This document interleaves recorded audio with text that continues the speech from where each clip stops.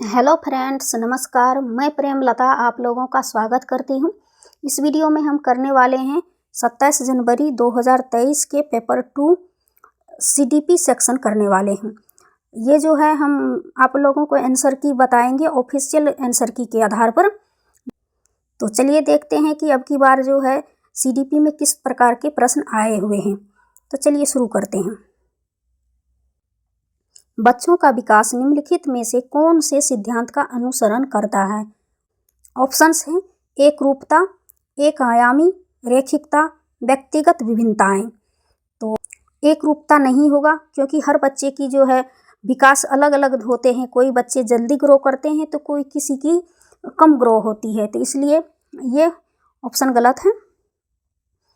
एक आयामी जबकि बहुआयामी होता है, तो ये भी ऑप्शन गलत हो गया। रैखिकता, ये भी ऑप्शन गलत है। इसका सही आंसर हो जाएगा ऑप्शन डी, व्यक्तिगत विभिन्नताएं सिद्धांत का अनुसरण करता है। बढ़ते हैं अगले प्रश्न की ओर। अब की बार सीटेट में जो है इस प्रकार का प्रश्न, दो प्रश्न आए हुए हैं। किसी पेपर में 3 आए हुए हैं तो किसी में 1, किसी में 2 इस तरह का कथन और तर्क वाला क्वेश्चन पूछा गया है। प्रश्न संख्या 2, कथन ए, एक बच्चे के शारीरिक विकास की दिशा पूरी तरह से उसके जन्म के समय निश्चित हो जाती है।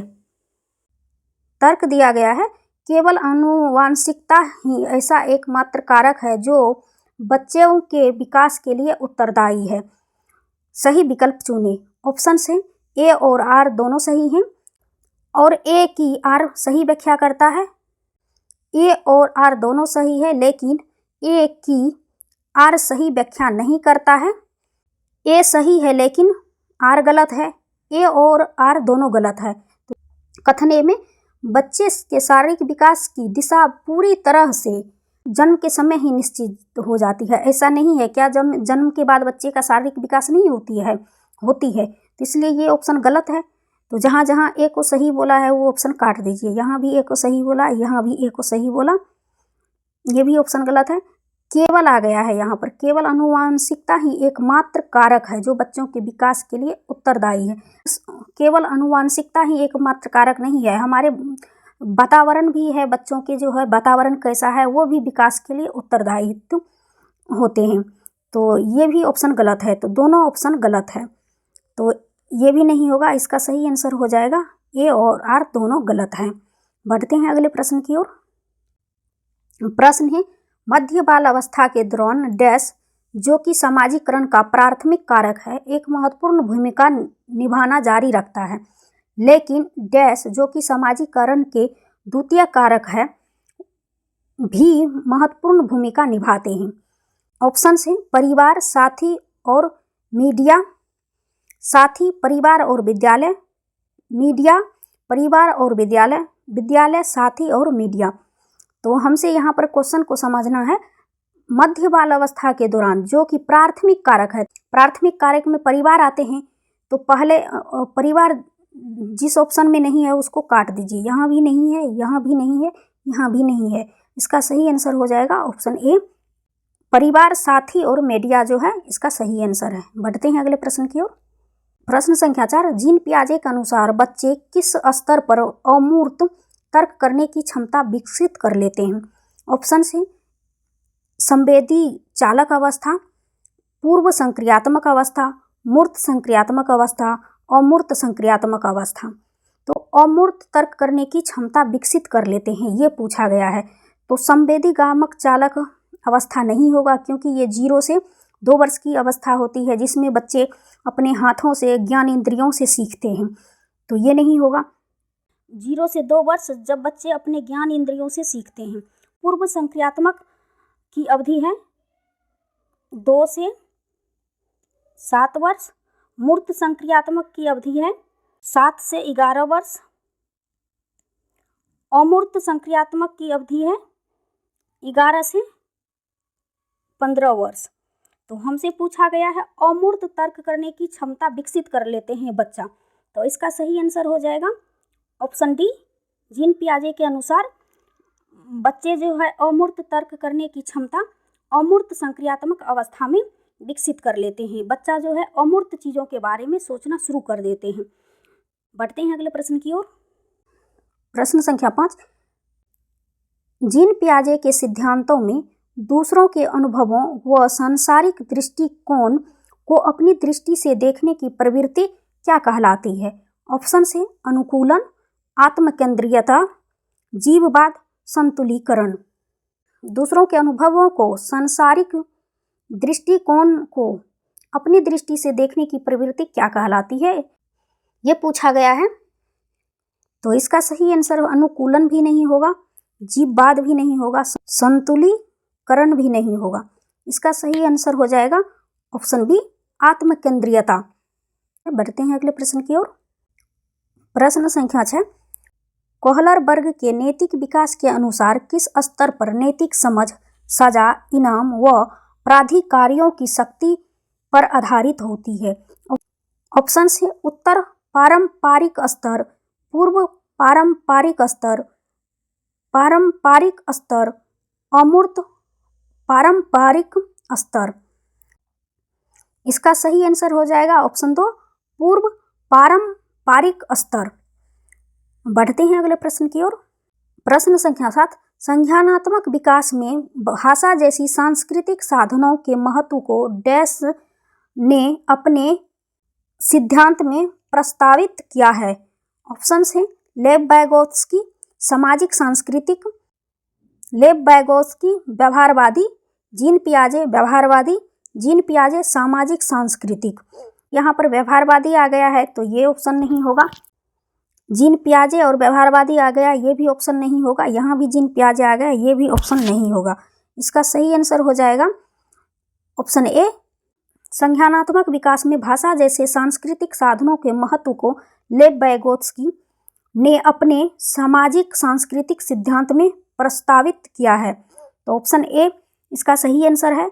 लेव वाइगोत्स्की ने प्रस्तावित किया है कि बच्चे, ऑप्शन है पुनरावृत्ति और स्मरण की प्रक्रियाओं के माध्यम से निष्क्रिय रूप से सीखते हैं। तो यहाँ पर आप देख सकते हैं निष्क्रिय आ गया है, तो ये ऑप्शन गलत है। संज्ञानात्मक विकास के 8 कर्मिक चरणों से गुजरते हैं, ऐसा वाइगोत्स्की नहीं माना है, तो ये ऑप्शन गलत हो गया। के विकास में बहुत सारी संभावनाएं हैं जिनमें वे चीज़ें शामिल हैं जो वे दूसरे के समर्थन से करने में सक्षम हैं। ये ऑप्शन सही है, ऑप्शन सी।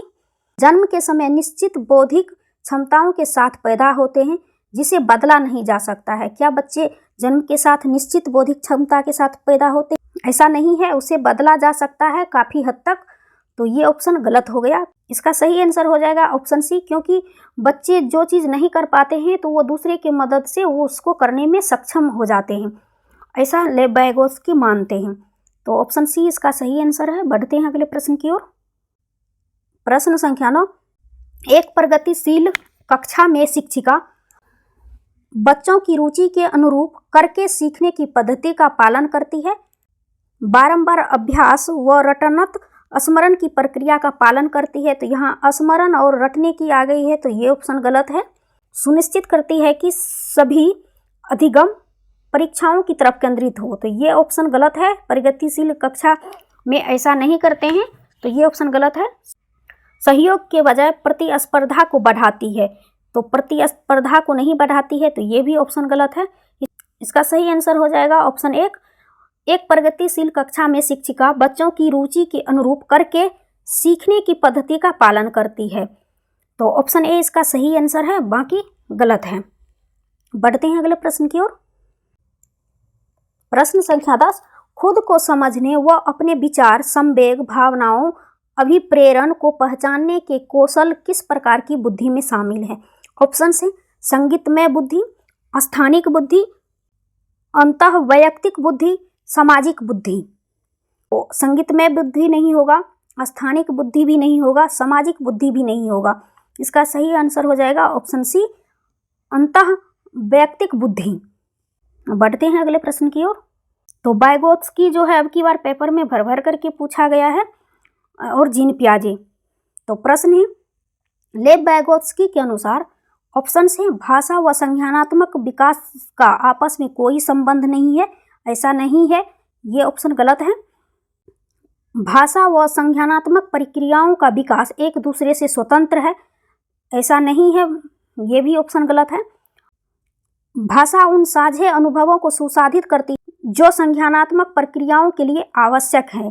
तो ऑप्शन तीसरा ही ऑप्शन सही हो जाएगा। भाषा विकास संज्ञानात्मक विकास के पश्चात होता है, तो ये ऑप्शन गलत है। प्रश्न संख्या 12, अधिगम के आकलन में निम्नलिखित में से क्या शामिल है? 1.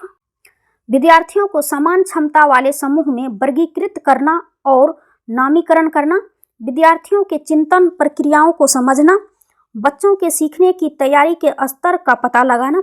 ऑप्शन से 1 और 2, 2 और 3, 1 और 3, 1, 2 और 3। तो विद्यार्थियों को समान क्षमता वाले में वर्गीकृत करना और नामीकरण करना जहां आया जाए वो ऑप्शन हमेशा गलत होते हैं। तो ऑप्शन ए गलत है, तो जहां जहां 1 है वो ऑप्शन काट दीजिए। ऑप्शन 1 में 1 दिया हुआ है, ये ऑप्शन कट गया। यहाँ भी 1 दिया हुआ है, ये भी ऑप्शन कट गया। यहाँ भी 1 दिया हुआ है, ये भी ऑप्शन कट गया। इसका सही आंसर हो जाएगा ऑप्शन 2। अधिगम आकलन करने में शामिल है विद्यार्थियों के चिंतन प्रक्रियाओं को समझना, बच्चों के सीखने की तैयारी के स्तर का पता लगाना, ये भी अधिगम के आकलन में शामिल है। तो इसलिए इसका सही आंसर हो जाएगा ऑप्शन बी। 2 और 3 सही है। बढ़ते हैं अगले प्रश्न की ओर। प्रश्न संख्या 13, यह कथन कि लड़के बुद्धिमान होते हैं जबकि लड़कियां आज्ञाकारी होती है किसका उदाहरण है? ऑप्शन है जेंडर समता, जेंडर रूढ़िवादिता, जेंडर समानता, जेंडर भूमिका में लचीलापन। जेंडर समता भी नहीं होगा, जेंडर समानता भी नहीं होगा, जेंडर भूमिका में लचीलापन। ऑप्शन बी इसका सही आंसर है, जेंडर रूढ़िवादिता को दर्शाता है। प्रश्न है आकलन किस प्रकार का होना चाहिए? ऑप्शन है केवल मात्रात्मक, व्यापक, मानकीकृत, केवल योगात्मक।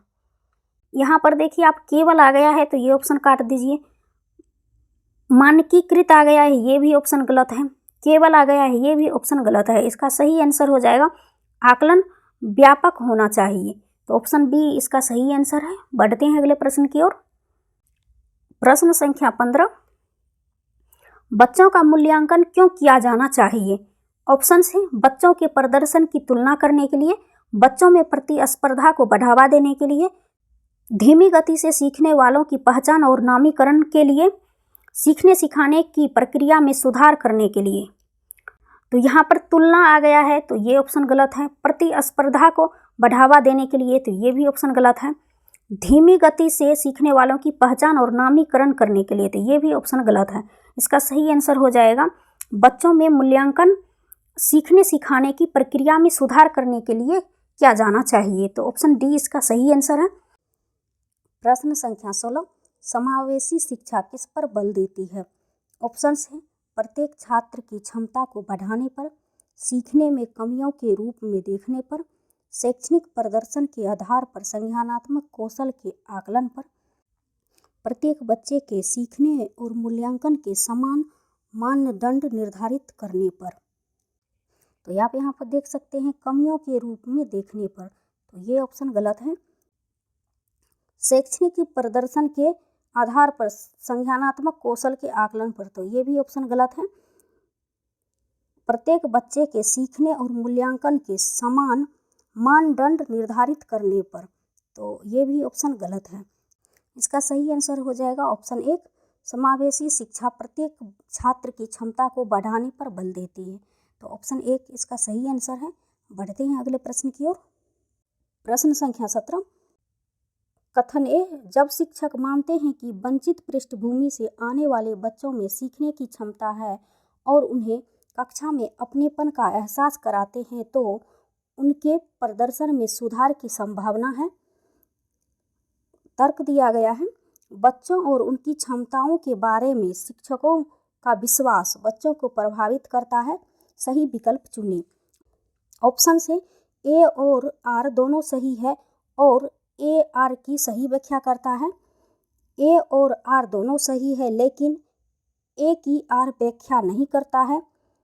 ए सही है लेकिन आर गलत है। ए और आर दोनों गलत हैं। तो देखते हैं। कथन ए में दिया गया है, जब शिक्षक मानते हैं कि वंचित पृष्ठभूमि से आने वाले बच्चों में सीखने की क्षमता है और उन्हें कक्षा में अपनेपन का एहसास कराते हैं तो उनके प्रदर्शन में सुधार की संभावना है। तो ये कथन बिल्कुल सही है। जब बच्चे वंचित पृष्ठभूमि से आते हैं और उसको अपनेपन का कक्षा में एहसास कराते हैं तो उनके प्रदर्शन में सुधार की संभावना अधिक बढ़ जाती है। तो कथन ये सही है। तर्क दिया गया है, बच्चों और उनकी क्षमताओं के बारे में शिक्षकों का विश्वास बच्चों को प्रभावित करता है। ये भी कथन सही है। कथन आर जो है ए की सही व्याख्या करता है। तो इसका सही आंसर हो जाएगा ऑप्शन ए और आर दोनों सही है और ए की आर सही व्याख्या करता है। बढ़ते हैं अगले प्रश्न की ओर। प्रश्न संख्या 18, डैश से सामग्री की प्रस्तुति डैश को सुगम बनाती है। ऑप्शन है कई तरीके, सभी बच्चों के अधिगम, कई तरीके, केवल विशेष बच्चों के अधिगम, एक समान तरीके, सभी बच्चों के अधिगम, एक समान तरीके, केवल विशेष बच्चों के अधिगम। तो यहाँ पर देख सकते हैं केवल आ गया है। केवल जहाँ भी आ जाए वो ऑप्शन गलत है। एक समान तरीके, तो ये भी ऑप्शन गलत है। एक समान तरीके और केवल विशेष बच्चों के लिए, तो हम अलग नहीं करते हैं बच्चे को, तो ये ऑप्शन गलत है। तो इसका सही आंसर हो जाएगा ऑप्शन ए, कई तरीके से सामग्री की प्रस्तुति सभी बच्चों के अधिगम को सुगम बनाती है। तो ऑप्शन ए इसका सही आंसर है। बढ़ते हैं अगले प्रश्न की ओर। प्रश्न संख्या 19, सीखने की अक्षमता वाले छात्रों के लिए निम्नलिखित में से कौन सा उचित समायोजन नहीं है। हमसे नहीं पूछा गया है, इस बात का ध्यान रखेंगे। ऑप्शंस हैं कार्यों के बीच बार बार विराम के लिए समय, परीक्षण के लिए आवंटित समय का विस्तार, न्यूनतम विकर्षणों के साथ कार्य स्थल प्रदान करना, मूल्यांकन के लिए मानकीकृत परीक्षण। तो हमसे नहीं पूछा गया है, तो इसका सही आंसर हो जाएगा ऑप्शन डी, क्योंकि यहाँ पर मानकीकृत परीक्षण आ गया है। तो ऑप्शन डी इसका सही आंसर है। बढ़ते हैं अगले प्रश्न की ओर। प्रश्न संख्या 20, धारणाओं में लचीलापन, धारा प्रवाहिता और मौलिकता निम्नलिखित में से किसकी प्रातिनिधिक अभियज्ञ विशेषताएं हैं।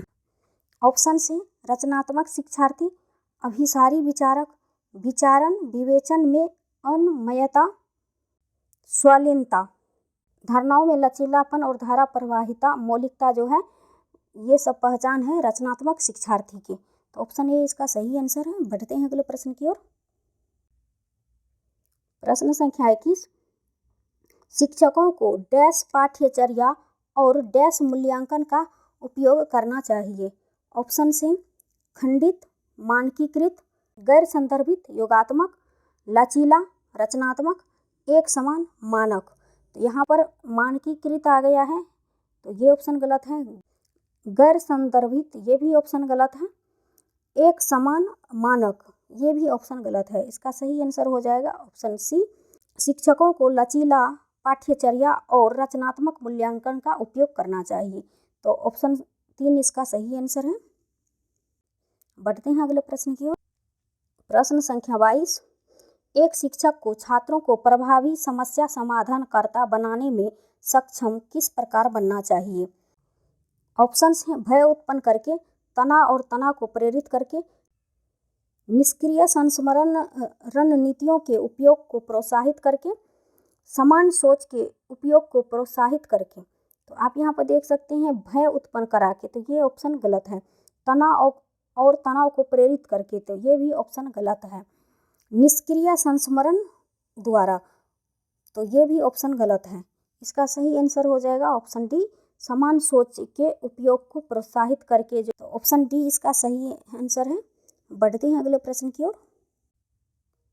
प्रश्न संख्या 23, मध्य विद्यालय के छात्रों में ज्ञान निर्माण और अर्थ बनाने की प्रक्रिया को सुगम बनाने के लिए किसका प्रयोग करना चाहिए। ऑप्शन 1 सक्रिय अन्वेषण, सामाजिक संपर्क, प्रयोग, व्यवहार का अनुबंधन।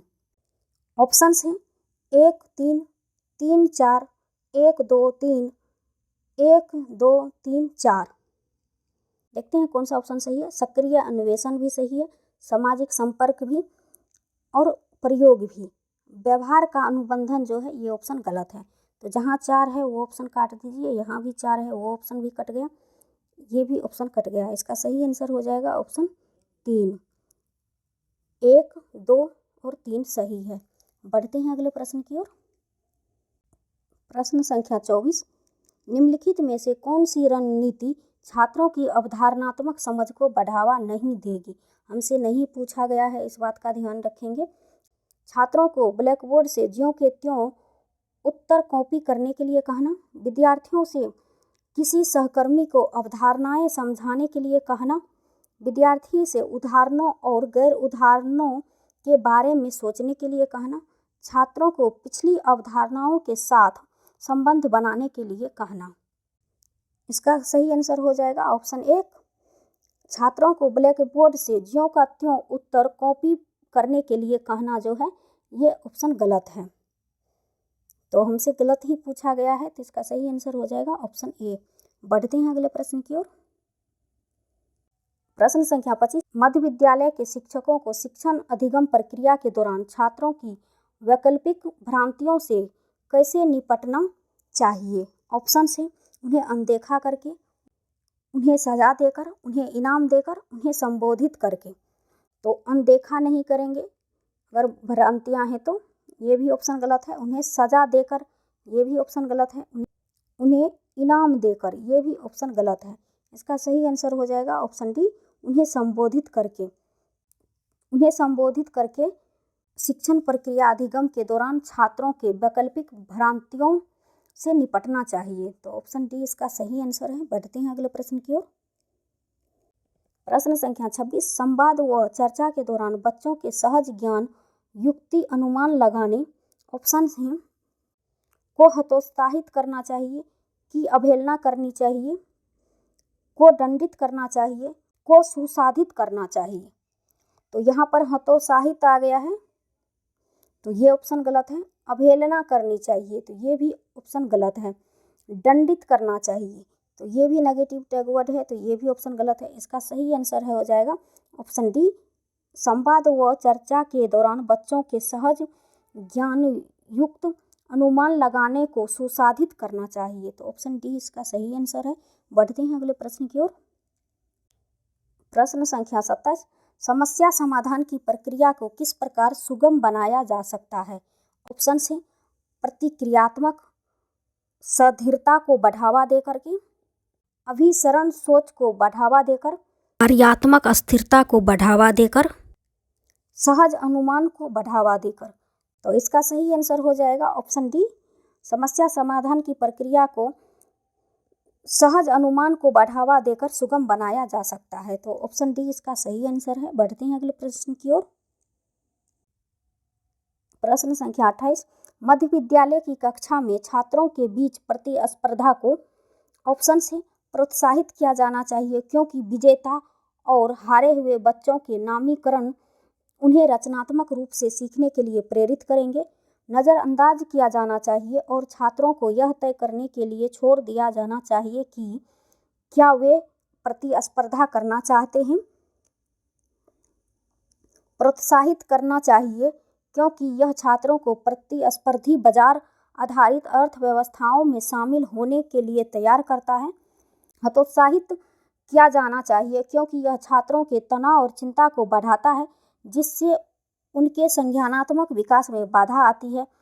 इसका सही आंसर हो जाएगा ऑप्शन डी, मध्य विद्यालय की कक्षा में छात्रों के बीच प्रतिस्पर्धा को हतोत्साहित किया जाना चाहिए क्योंकि यह छात्रों के तनाव और चिंता को बढ़ाता है, जिससे उनके संज्ञानात्मक विकास में बाधा आती है।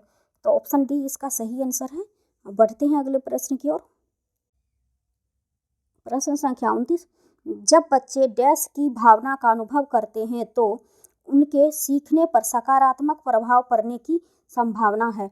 ऑप्शन है शर्म, भय, खुशी, अपमान। तो सकारात्मक प्रभाव पड़ने की संभावना है, तो शर्म नहीं होगा, भय भी नहीं होगा, अपमान भी नहीं होगा। इसका सही आंसर हो जाएगा ऑप्शन सी, जब बच्चे खुशी की भावना का अनुभव करते हैं तो उनके सीखने पर सकारात्मक प्रभाव पड़ने की संभावना है। तो ऑप्शन सी इसका सही आंसर है। बढ़ते हैं अगले प्रश्न की ओर। कथन ए, छात्रों को अपनी सफलता और विफलता के लिए आंतरिक कारकों को जिम्मेदार ठहराने पर प्रतिबिंबित करने के लिए प्रोत्साहित करे, जिससे उन्हें खुद पर रचनात्मक रूप से काम करने में मदद मिलती है।